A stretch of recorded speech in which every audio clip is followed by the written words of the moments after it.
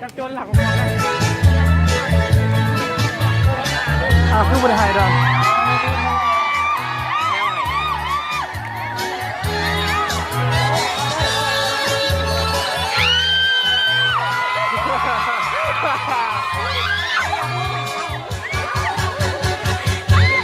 คือสามีขอเดียวหาบ่ลืมโลกสลายเป็นเท่าบ่รู้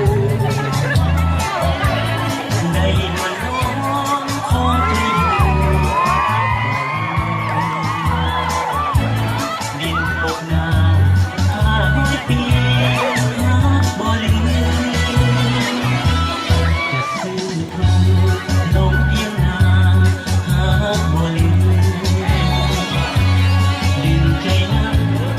นั้นนางแก้วหักบ่ลืม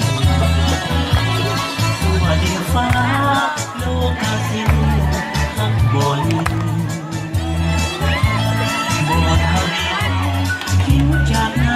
ำหาบ่ลืม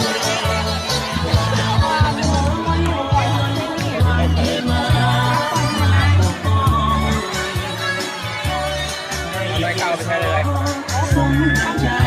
มีหลอกกันก็พี่น้อ